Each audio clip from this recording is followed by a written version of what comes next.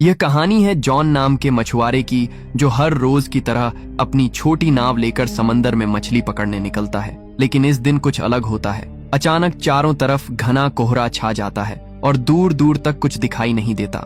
John रास्ता भटक जाता है और इधर उधर भटकते भटकते उसे एक सुनसान नाव नजर आती है। जिज्ञासावश वह अपनी नाव उस नाव से बांधता है और अंदर जाकर देखने का फैसला करता है। जैसे ही वह उस नाव के भीतर जाता है, उसके होश उड़ जाते हैं। पूरी नाव खाली थी, ना कोई इंसान, ना कोई आवाज, बस रहस्यमयी सन्नाटा। जॉन जब उस रहस्यमयी नाव में गया तो सब कुछ बिल्कुल सामान्य लगा।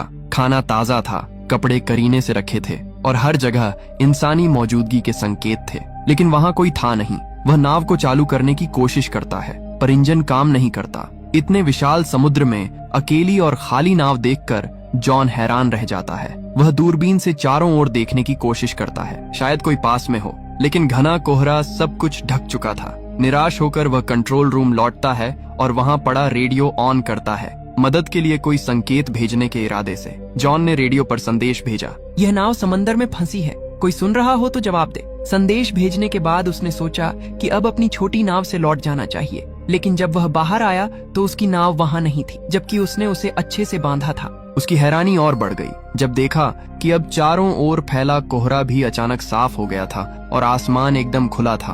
अब दोपहर का समय हो चुका था। जॉन को समझ नहीं आया कि यह सब क्या हो रहा है। वापस लौटने का कोई और रास्ता ना देख वो उसी खाली जहाज पर लौट आया और नक्शे के सहारे रास्ता ढूंढने लगा। जॉन अब यह समझने की कोशिश करता है कि वह आखिर है कहाँ और अपने घर कैसे लौट सकता है। परेशानी यह थी कि उस रहस्यमयी नाव का इंजन खराब था। अगर उसे बचना था तो किसी भी हाल में इंजन को ठीक करना ही था। वह पूरे जहाज में टूल बॉक्स तलाशता है और कड़ी मेहनत के बाद इंजन ठीक कर लेता है। उसके लिए यह एक बड़ी राहत थी। अब नाव चालू हो चुकी थी और दिशा भी धीरे धीरे समझ आने लगी थी, लेकिन खतरा टला नहीं था। जॉन कंट्रोल रूम में जाकर फिर से रेडियो से संपर्क करता है, मगर इस बार भी कोई जवाब नहीं आता। सब कुछ अब भी रहस्य में डूबा था। फिर वह लड़का ऊपर आता है और उसे अचानक टॉयलेट जाना पड़ता है। कोई आसपास नहीं था तो वह सोचता है कि समंदर में ही कर लेता हूँ। जैसे ही वह किनारे जाता है, अचानक किसी ने पीछे से उसे धक्का दे दिया। वह सीधा पानी में गिरता है। हालत बेहद खतरनाक थी, लेकिन उसने रील को पकड़कर किसी तरह खुद को डूबने से बचा लिया। हवा और पानी का दबाव इतना ज्यादा था कि वापस नाव तक आना मुश्किल हो गया, मगर उसने हार नहीं मानी। हिम्मत जुटाई और धीरे धीरे रील के सहारे खुद को खींचते हुए फिर से नाव पर चढ़ाया। इस सब के बीच उसका काम पूरा नहीं हो पाया तो वह दोबारा टॉयलेट जाने लगा। जैसे ही वह नीचे पहुंचा, अचानक किसी ने जोर से दरवाजा बंद कर दिया। जॉन ने पहले इसे हवा का असर समझा और ध्यान नहीं दिया, लेकिन जब बाहर निकलने की कोशिश की तो देखा कि दरवाजा अंदर से बंद हो चुका है। अब वह हैरान रह गया। उसने दरवाजा खोलने की हर कोशिश की, यहाँ तक कि जेब से एक सिक्का निकालकर ताले में फंसाकर भी खोलने की कोशिश की, मगर सब बेकार गया। अब उसे लगने लगा कि इस जहाज पर वह अकेला नहीं है। कोई है जो उसे परेशान कर रहा है, जो दिखता नहीं लेकिन हर वक्त मौजूद है। उसे लगने लगा जैसे कोई उसके साथ बेरहमी से खेल रहा हो। वह जोर से चिल्लाया, कृपया जो भी हो दरवाजा खोल दो, मैं कोई चोर नहीं, बस देखने आया हूँ। लेकिन कोई जवाब नहीं आया। अब उसे समझ आ गया कि मदद की उम्मीद बेकार है। वह कीबिन की तरफ बढ़ा और अंदर जाकर जो देखा उससे उसकी रूह कांप गई। वहां खून के धब्बे थे। डरावना माहौल था, पर उसने डर को नजरअंदाज किया और एक कैंची उठाकर दरवाजा खोलने की कोशिश की, लेकिन ताला अब भी नहीं खुला। तभी पूरी नाव जोर जोर से हिलने लगी, जैसे कुछ बड़ा होने वाला हो। जॉन बेहद घबराया हुआ था। तभी उसकी नजर ऊपर की एक खिड़की पर पड़ी। वह किसी तरह उस खिड़की से बाहर निकला और चारों ओर देखा। दूर से एक विशाल कार्गो जहाज उसकी ओर आता नजर आया। उसकी दिशा सीधी उसी नाव की ओर थी। जॉन को समझ आ गया कि अगर वह जहाज टकराया तो सब खत्म हो जाएगा। अब उसे हर हाल में अपनी जान बचानी थी। उसने सिग्नल देने का सोचा, लेकिन उसके पास कुछ था नहीं। उसने तुरंत अपनी शर्ट उतारी और जोर जोर से लहराने लगा ताकि कार्गो जहाज का कोई उसे देख सके। लेकिन अफसोस, इतने प्रयास के बाद भी किसी की नजर उस पर नहीं पड़ी। अब जॉन को किसी भी हालत में अपनी जान बचानी थी। अगर उसकी नाव आगे बढ़ती रही तो कार्गो जहाज से टकराकर सब खत्म हो सकता था। तभी उसकी नजर खिड़की के पास लटकी एक रस्सी पर पड़ी। उसके दिमाग में तुरंत एक आइडिया आया। अगर वह इस रस्सी का इस्तेमाल करे तो शायद जहाज को रोक सके। उसने जल्दी से रस्सी बांधी और बाहर फेंकी ताकि नाव की गति रुक जाए, लेकिन हालात और बिगड़ गए। रस्सी इंजन के पंखे में फंस गई और खींचते हुए बाथरूम के अंदर आकर उसके गले में अटक गई। उसका दम घुटने लगा। मरने की कगार पर पहुंचकर उसने हिम्मत दिखाई और एक औजार से खुद को आजाद किया। उसकी गर्दन पूरी तरह लाल पड़ गई थी। वह लगभग मर ही गया था, बट आखिरी पल में खुद को बचा पाया। रस्सी इंजन में फंसी थी, जिससे जहाज की रफ्तार थम गई, मगर यह काफी नहीं था। भारी कार्गो जहाज फिर भी उससे टकरा गया। जोरदार टक्कर से उसका जहाज बुरी तरह हिल गया और जॉन जमीन पर गिरकर बेहोश हो गया। उसके सिर में गहरी चोट लगी थी। कुछ देर बाद जब उसे होश आया तो उसने देखा कि बाथरूम पानी से भर चुका था, मगर सबसे हैरान करने वाली बात यह थी कि वह समुद्र का खारा पानी नहीं, बल्कि एकदम साफ और मीठा पानी था, जैसे कोई जानबूझकर उसे डराने की कोशिश कर रहा हो। वो एक बार फिर टूटकर भीख मांगता है, चाहे तुम जो भी हो प्लीज मुझे जाने दो, लेकिन फिर भी कोई जवाब नहीं आता। अब वो भूखा, प्यासा और बेहद कमजोर हो चुका था। जैसे तैसे उसने बाथरूम की शावर से पानी पिया, लेकिन जल्दी ही महसूस हुआ कि पानी खत्म हो गया है। फिर जब उसने सिंह से पानी पीना शुरू किया तो हैरान रह गया।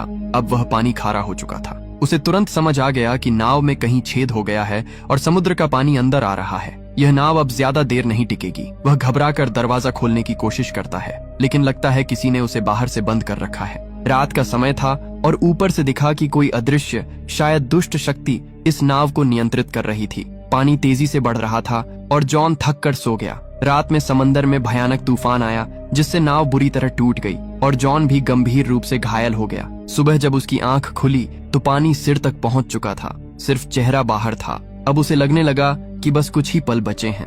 तभी अचानक कहीं से क्लिक की हल्की आवाज सुनाई दी, जैसे कुछ खुला हो। जैसे ही जॉन ने हैंडल घुमाया, दरवाजा जोर की आवाज के साथ खुल गया। पानी का दबाव इतना ज्यादा था कि दरवाजा टूटकर नीचे गिर पड़ा और इसी तरह वह बाहर निकलने में कामयाब हुआ। बाहर निकलते ही वह सीधा नाव की छत पर गया ताकि ताजी हवा में सांस ले सके, क्योंकि नीचे ऑक्सीजन लगभग खत्म हो चुकी थी। अब उसे यकीन हो गया था कि कोई अदृश्य ताकत उसे हर हाल में सताना चाहती है। वह शारीरिक और मानसिक रूप से टूट चुका था और नीचे की तरफ पानी लगातार बढ़ता जा रहा था। उसे समझ आ गया कि अब नाव कभी भी डूब सकती है। जॉन ने तय कर लिया था अब वह इस जहाज पर नहीं रुकेगा। तभी उसे एक आइडिया आया। उसने जहाज से एयर बैग्स निकाले और टूटे हुए बाथरूम के दरवाजे को इस्तेमाल करके एक छोटा राफ्ट बना लिया। उसने सब कुछ मजबूती से बांधा ताकि राफ्ट टिक सके, लेकिन राफ्ट चलाने के लिए उसे कुछ और जरूरी सामान भी चाहिए था। उसने जहाज से खाना, पानी और जरूरी औजार जमा किए और खुद को पूरी तरह तैयार किया। फिर बिना पीछे देखे वह जहाज से उतर गया और राफ्ट पर सवार होकर धीरे धीरे समंदर में आगे बढ़ने लगा। वह राफ्ट पर था और उसके सामने वही बड़ी नाव अब भी खड़ी थी। कई घंटे गुजर गए, लेकिन न तो वह ज्यादा दूर जा पाया और न ही वह नाव डूबी, जिसे वह समझ रहा था कि 5 से 10 मिनट में डूब जाएगी। वह अब भी उसी हालत में थी। तभी उसके दिमाग में एक आइडिया आया। अगर यह नाव अभी तक नहीं डूबी तो क्यों ना इसके रिसाव को ठीक कर लिया जाए। अगर ऐसा हो गया तो वह इस मजबूत नाव से आराम से सफर कर सकता है। ये सोचकर वह वापस नाव के पास गया। सबसे पहले उसने रिसाव को ठीक किया, फिर पाइप और औजारों से एक पंप तैयार किया ताकि पानी बाहर निकाला जा सके। उसने जो पंप बनाया था उसकी मदद से नाव में भरा समुद्र का पानी धीरे धीरे बाहर निकल गया। रिसाव ठीक करने और पानी हटाने के बाद उसने जहाज की बाकी दिक्कतें भी ठीक कर दी। साथ ही उसने बाहर से भी मरम्मत की ताकि आगे सफर में कोई और परेशानी ना हो। काम खत्म होने के बाद उसने फिर से रेडियो से मदद मांगने की कोशिश की, लेकिन इस बार भी कोई जवाब नहीं आया। मायूस होकर वह वापस लौटा और नक्शा निकालकर एक बार फिर रास्ता समझने लगा। उसने नाव को आगे बढ़ाने की कोशिश की, लेकिन जैसे ही इंजन स्टार्ट किया, नाव बिल्कुल नहीं हिली, मानो फिर से उसे धोखा दे रही हो। वो नाव एकदम स्थिर थी, जैसे पानी में जड़ हो गई हो, और यही सोच उसे अंदर से तोड़ रही थी। वह पूरी तरह थक चुका था, उम्मीदें खत्म हो रही थीं। तभी दूर से उसने एक और जहाज आते देखा। अब उसके पास बस एक ही रास्ता था, अपने छोटे राफ्ट से उस जहाज तक पहुंचना। वो तुरंत राफ्ट पर चढ़ा और तेजी से उस जहाज की ओर बढ़ा, लेकिन तभी वह जहाज अचानक हिलने लगा और जॉन की तरफ तेजी से बढ़ने लगा, जैसे किसी ने उसे जानबूझकर उसकी ओर भेजा हो। जॉन ने अपनी रफ्तार बढ़ाई, लेकिन वह विशाल जहाज और भी तेज हो गया और ठीक इससे पहले कि वह जहाज उसे टकराता, जॉन ने आखिरी कोशिश की और अपने बोट से कूदकर उस दूसरी नाव तक तैरने का फैसला किया जो दूर जाती दिख रही थी। लेकिन जब तक वह वहां पहुंचा, वह नाव गायब हो चुकी थी। तभी उसे एहसास हुआ कि इस रहस्यमयी नाव पर कोई बुरी ताकत है जो उसे कहीं जाने नहीं दे रही। उसने सोच लिया था कि चाहे जान चली जाए, वह इस नाव पर वापस नहीं जाएगा। लेकिन शाम तक पानी में तैरते तैरते ठंड बढ़ने लगी। नीचे डॉल्फिनस तैर रही थी, पर पानी का तापमान बहुत गिर चुका था। ठंड सहन न हो पाने पर मजबूरी में वो फिर उसी नाव पर लौट आया। वो इतना थक और बीमार हो चुका था कि कुछ सोच पाने की हालत में नहीं था। बस चुपचाप एक कंबल ओढ़कर कमरे में सो गया।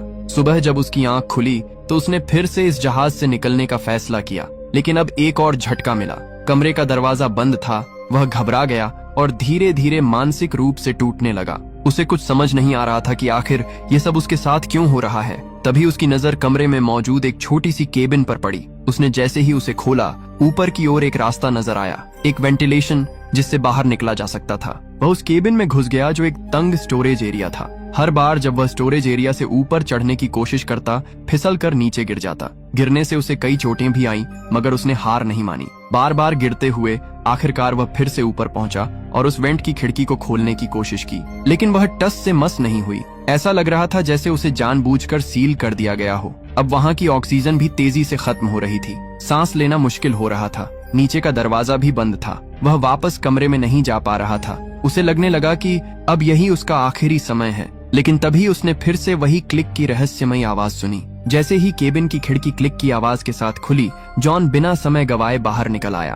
ताजी हवा ने उसे थोड़ी राहत दी। बाहर आकर उसने देखा कि नाव एक छोटे से द्वीप की ओर बढ़ रही थी। ये देखकर उसके मन में उम्मीद जगी कि शायद अब वह इस डरावनी नाव से हमेशा के लिए आजाद हो जाएगा। जैसे ही नाव किनारे पहुंची, वह फौरन उतर गया। उसे लगा कि इस द्वीप पर जरूर कोई है जो इस सब का जिम्मेदार है। गुस्से में उसने एक डंडा उठाया और द्वीप की तलाश शुरू की, लेकिन जल्द ही हैरान रह गया।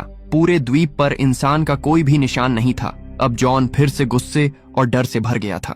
जैसे ही वह उस द्वीप से बाहर निकला, एक नया दृश्य उसकी आंखों के सामने आया। वही रहस्यमय नाव जो उसे यहाँ लाई थी, अब शांत समंदर में आगे बढ़ रही थी, जैसे किसी और शिकार की तलाश में हो। यह देखकर जॉन को पूरी तरह यकीन हो गया कि यह नाव और यह द्वीप किसी बुरी ताकत के अधीन है। उसे अब हर हाल में यहाँ से निकलना था। उसकी जिंदगी अब भी बाकी थी। वह खोजबीन करता हुआ द्वीप की सबसे ऊंची चोटी पर पहुंचा और वहां से उसने दूर एक और द्वीप देखा, लेकिन वह इतना दूर था कि वहां क्या हो रहा है ये वह देख नहीं पाया। जैसे जैसे जॉन द्वीप पर घूमता रहा, वो धीरे धीरे पीछे की ओर आ गया, लेकिन जब वह वहां पहुंचा तो उसकी आंखें फटी की फटी रह गईं। यह वही जगह थी जहां से उसकी यात्रा की शुरुआत हुई थी। सब कुछ वैसा ही था। वही उसकी पुरानी नाव ठीक उसी जगह बंधी हुई, और वही लोग, जैसे कुछ बदला ही ना हो। पूरा माहौल पहले जैसा था, जैसे कुछ हुआ ही नहीं। जॉन एकटक सब देख रहा था। उसे यकीन नहीं हो रहा था कि यह सब एक बुरे सपने जैसा लगने वाला अनुभव असल में उसके साथ घटा था। लेकिन अब सवाल उठता था, उसकी नाव वहां दोबारा कैसे पहुंची और इस द्वीप की सच्चाई क्या थी। ऐसे ही कहानियों के लिए मेरे चैनल को सब्सक्राइब जरूर करना।